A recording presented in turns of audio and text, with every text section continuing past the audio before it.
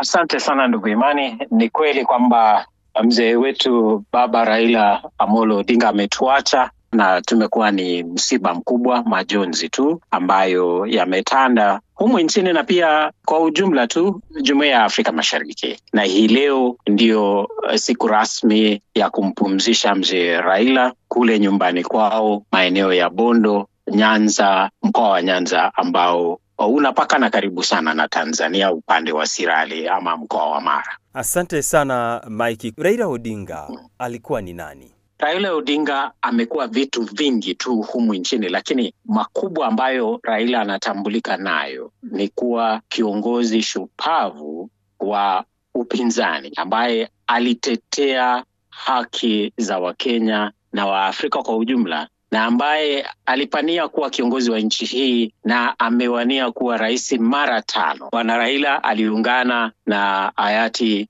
Mwai Kibaki kuitawala nchi hii, na baadaye katika kipindi hicho cha miaka 10 cha utawala wa mzee Mwai Kibaki wakashirikiana katika kuipatia nchi hii katiba mpya mwaka 2010, kipindi ambapo nchi hii iliona mabadiliko makubwa sana, na bwana Raila Odinga kuungana na viongozi wengine waliweza kufuatilia mchakato ule na kuhakikisha kwamba nchi hii inaanza upya kwa kupata katiba mwaka 2010. Hiyo ni sehemu moja kubwa sana ambayo bwana Raila alichangia katika nchi, lakini pamoja na mengine kwamba ni mtu ambaye ametumikia katika serikali mbalimbali kama waziri wa barabara, waziri wa ujenzi, na baadaye akawa katika kipindi cha mwaka 2007, mwaka 2010 alikuwa ni waziri mkuu katika serikali ya bwana Mwai Kibaki, wakati ambapo walisukuma gurudumu hili la kuipatia nchi hii katiba mpya. Kati ya mambo ambayo tunaweza kuyakumbuka, hilo ni moja kubwa zaidi. Lakini pili, Raila Odinga anakumbukwa kuwa ni mtu ambaye alipata mvuto mkubwa wa wananchi nchi nzima. Hii leo tunapomzika, tangu kifo chake, taarifa ya kufika kifo chake Alhamisi, nchi hii ilisimama. Ndugu Imani, watu wamesafiri kutoka pembe zote za nchi hii kuja kumuomboleza Nairobi, na baadaye wamemfuata kule nyumbani. Yaani hii leo tunapozungumza inakadiriwa kwamba watu takriban zaidi ya 100,000 wamejiunga na familia kule Bondo ambapo wanamsindikiza. Ni kwamba watu wametoka sehemu mbalimbali za humu nchini, lakini pia hata nchi za nje. Hiyo jana wakati tumefanya hafla ya kumwaga, tumeona vijana ambao wametoka Uganda, wengine wametoka Sudani ya Kusini, wengine wametoka Ethiopia, ambao wamesema walipata nafasi ya kuweza kushiriki katika kutaka kuwa viongozi, kutaka kushirikiana kwa karibu kuwa viongozi kupitia kwa inspiration ya mzee Raila, kwamba ni mtu aliyesimama akatetea, kajenga ubia na watu tofauti humu nchini, lakini pia nje ya nchi. Ametambulika kama mtu ambaye alisimama kutetea haki za kila mtu, akina mama, wazee na vijana. Amekuwa ni mtu ambaye alisimama kidedea kutetea haki za watu, lakini pia kutoa nafasi kwa watu kuweza kushiriki pamoja katika kubadilisha nchi hii na pia kubadilisha siasa za Afrika Mashariki kwa kujenga ubia, kwa kujenga mahusiano mazuri, ambapo ni jambo ambalo halijapata kuonekana katika viongozi wengi wa kisiasa ambao mara nyingi hujivutia kwao, ufikiria kwao wenyewe, ufikiria maslahi yao. Raila ameenziwa kwa haya mambo tofauti ambayo ameyafanya, hasa kwa kuvuta pamoja, hasa kwa kusaidia serikali humu nchini, lakini pia kusaidia viongozi wengine kuweza kusimama na kuwa watetezi wa haki za binadamu. Mike, kwa maelezo yako inaonekana Raila Odinga alikuwa ni kiongozi mwenye ushawishi mkubwa. Pengine ushawishi wake huu ulitokana na nini? Mwanzo kabisa, Raila alikuwa na elimu ya kutosha. Alikuwa ni mwanasiasa aliyeelewa historia ya nchi hii, lakini pia historia ya nchi hizi hasa katika Jumuiya ya Afrika Mashariki. Ikumbuke kwamba katika maneno yake mwenyewe, baba yake Jaramogi Oginga Odinga, ambaye alikuwa ndiye makamu wa rais wa kwanza wa nchi hii baada ya kupata uhuru, Jaramogi alikuwa amejenga ubia na viongozi wengine wa Afrika Mashariki, hivi kwamba wakati ambapo kabla ya uhuru, kabla Kenya hii kupata uhuru, Tanzania ilipotangulia kupata uhuru, alimtuma Raila na ndugu yake mdogo kuja Dar es Salaam, kwamba Raila alipata pasipoti yake ya kusafiri ya kwanza kutoka Tanzania na akasafiri kwenda Ulaya, akaishi Ulaya miaka 3 kabla nchi hii kupata uhuru, na baadaye kurudi kupata uraia wa Kenya, kwamba kiashiria kwamba ni mtu aliyeelewa historia ya nchi hizi, alielewa viongozi wa nchi hizi, alikuwa ni mtu mwenye tajriba kubwa ya kuweza kutambua na kuweza kuwaelewa watu na kuwavuta watu kupitia kwa uelewa wake, lakini pia ni mtu alikuwa na moyo mkubwa, moyo ambao uliwakaribisha watu, ukajenga mahusiano makubwa na viongozi, lakini pia na wananchi wa kawaida. Ni mtu ambaye aliwakaribisha vijana, watoto, wakina mama. Ni mtu ambaye alitengamana na watu kila wakati ambapo alipata nafasi. Ni mtu pia alikuwa ni mcheshi sana. Ni mtu ambaye aliweza kuketi chini na watu na akasuluhisha mizozo mikubwa ambayo ilikuwa imekumba jamii zetu, iwe ni kwenye vyama vya kisiasa. Mojawapo wa msemo ambao umekuwepo ni kwamba hakuna mahali Raila aliingia akapaacha pakiwa sawa kama alipopapata. Kwa mfano, vyama vyote ambavyo amekuwa na vyama vingi, kuanzia na chama cha baba yake mzazi ambacho kilikuwa kinaitwa Ford, Original Ford. Raila aliingia kwenye Ford, alipotofautiana na viongozi wengine hawakuweza kuelewana kwa mwelekeo, akaondoka akaunda chama chake ambacho kilikuwa kinaitwa National Democratic Party, NDP. Alitumia NDP akaungana na rais hayati Rais Moi wakati huo wa KANU, na alipoingia kwenye KANU akakifanya KANU kikaweza kushinda uchaguzi wa mwaka 1997, na baadaye walipotofautiana na Moi akaungana na viongozi wengine wa upinzani. Ni mtu ambaye siasa zake zilikuwa za kuendeleza, zilikuwa za kutaka kutanua wigo. Siasa zake zilikuwa za kuhakikisha kwamba kuna uwiano mkubwa wa wananchi.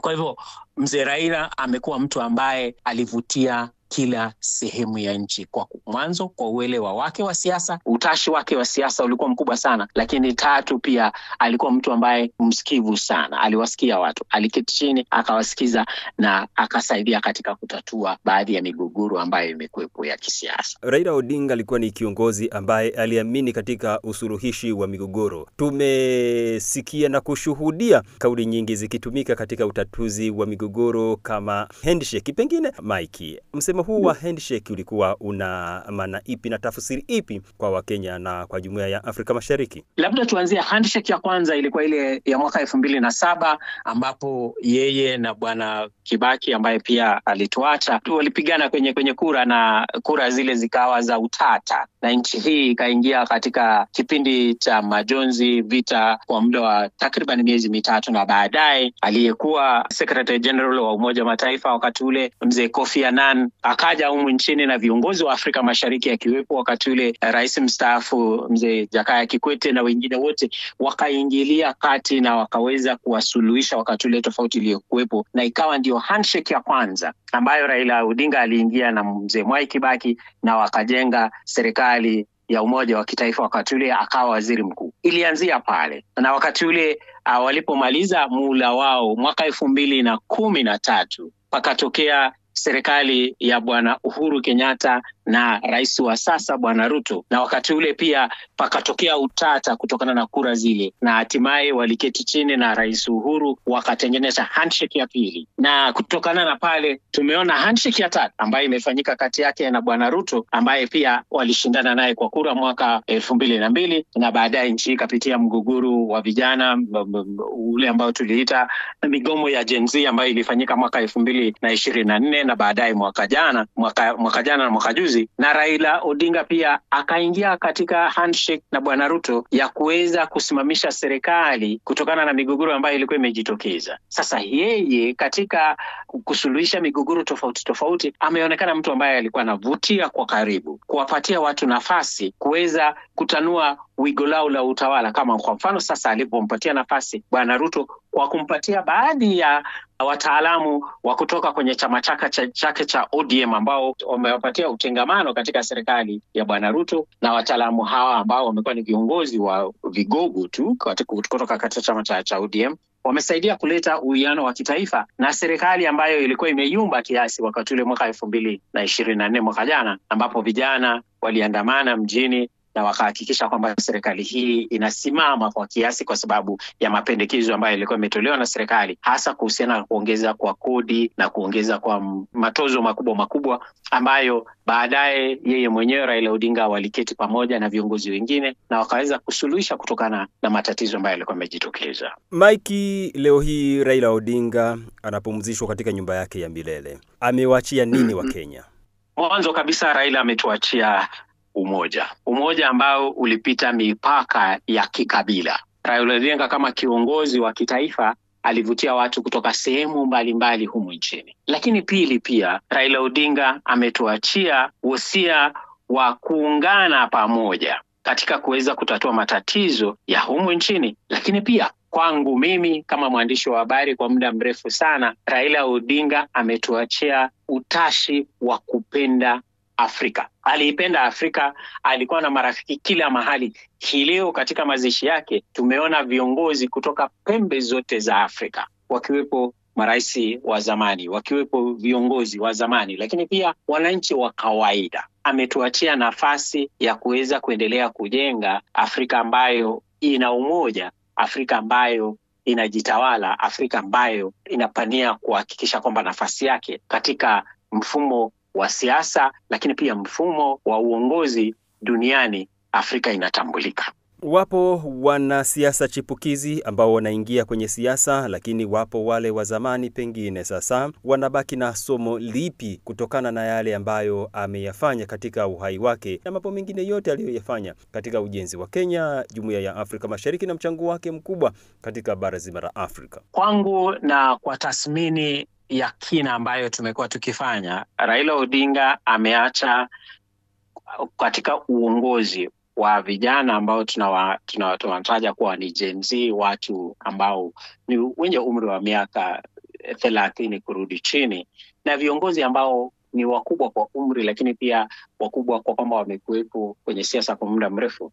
Ameacha changamoto ya kuvuta pamoja, ameacha changamoto ya kusimamia haki za binadamu, ameacha changamoto ya kuhakikisha kwamba viongozi wa Afrika wanasimamia uongozi na nchi zao kwa kuhakikisha kwamba haki inatendeka katika nchi zao, katika jumuiya zao, katika familia. Yani ni mtu ambaye alisimamia haki, na wakati wote hakuna mtu aliwahi kumtisha yeye. Alisimama, aliwahi kuhudumia vifungo korokoroni kwa sababu ya kusimamia haki. Naamini kwamba watu wote ambao walikuwa karibu naye walimjua kwamba mwanasiasa ambaye huwezi kumtikisa kwa haki. Na hili linabaki jambo kubwa sana katika wanasiasa wetu, lakini pia viongozi katika Afrika Mashariki na Afrika kwa ujumla, kwamba haki itatawala kila wakati. Ni kiongozi ambaye amekuwa kielelezo kikubwa kwa kupigania matakwa ya wananchi na kuhakikisha wananchi